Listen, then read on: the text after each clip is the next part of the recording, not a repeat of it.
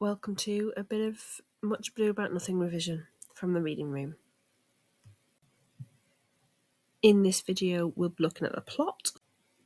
Much Ado About Nothing is a comedic play written by William Shakespeare, so it's meant to be funny. Believed to have been written in the late 16th century. We say believed because we're not entirely sure, because he didn't date everything. The play revolves around the themes of love, deception, jealousy, and misunderstandings.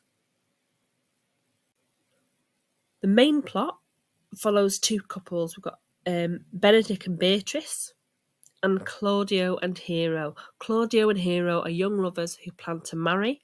And then we have Benedick and Beatrice, who are known for their witty banter and sort of constant verbal sparring. They're not necessarily a couple all the way through it, but they definitely have history.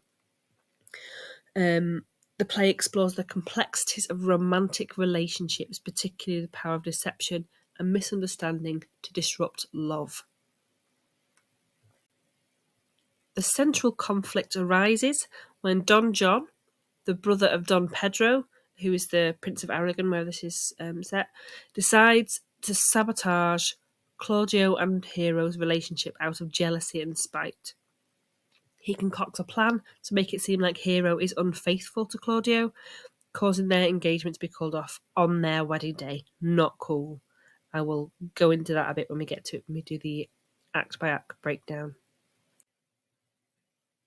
Amidst the chaos caused by this deception, the characters engage in various schemes and misunderstandings, leading to comedic and dramatic situations. Ultimately, the truth's revealed, and the misunderstandings are resolved, and the play ends with a double wedding for both couples, Benedick and Beatrice, and Claudio and Hero, and harmony is restored. Much Ado About Nothing explores the fickle nature of love, the importance of communication and honesty in relationships, and showcases the power of language and wit, as the characters use their words to both deceive and to express genuine emotions. This play is celebrated for its humour, memorable characters, and exploration of human relationships. Okay, now we're going to look at Much Ado About Nothing, act by act. Act 1. The play opens with the return of Don Pedro, who's the Prince of Aragon, and his followers, which include Claudio and Benedick, from a military campaign. They've been off fighting. They arrive at the house of Leonato, who's the Governor of Messina.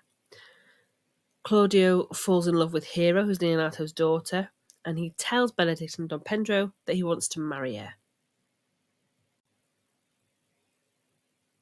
Benedick and Beatrice, who's Leonato's niece, engage their usual witty banter, and this is where we find out that they've got this past history of romance, bit of continued antagonism.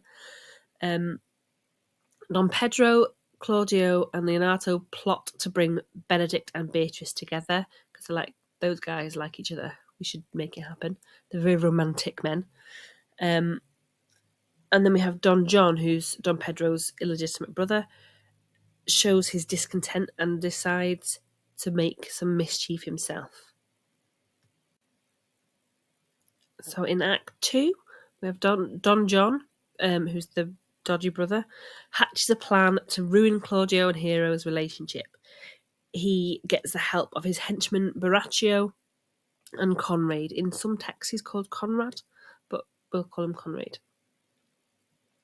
Meanwhile, Benedick is tricked into believing Beatrice is secretly in love with him, and Beatrice is tricked into believing the same about Benedick.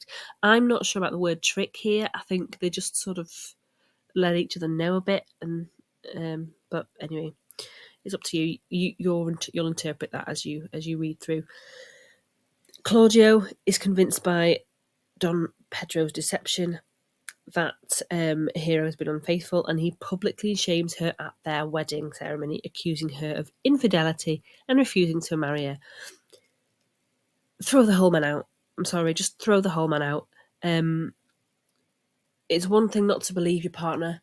It's another to publicly humiliate them on purpose. At this point, Claudio, for me, get rid. But anyway, Shakespeare. Hero faints and her innocence is questioned. Act 3. The local constable, Dogberry, and his watchman stumble upon Borachio boasting about his role in the plot against Hero, and they arrest him and Conrade, hoping to bring them to justice. Leonato is devastated by the accusations against his daughter and believes she is dead. Shakespearean characters don't have a great track record for knowing the difference between fainting and dying. It's ridiculous, but there we are. He wishes for her to be proved innocent. Benedick and Beatrice, who now believe they are in love, or know they're in love, depending on your interpretation, confess their feelings to each other. Act 4. Dogberry and the watchman inform Leonato of Borachio's confession, which proves Hero's innocence. Claudio, Don Pedro, and Leonato, feeling guilty for their hasty judgment, agree to publicly apologise to Hero and honour her memory by agreeing to marry one of Leonato's nieces in her place. I don't know how honouring this is, but anyway, the niece is actually Hero in disguise. These, again, Shakespearean characters aren't good at recognising people in disguise.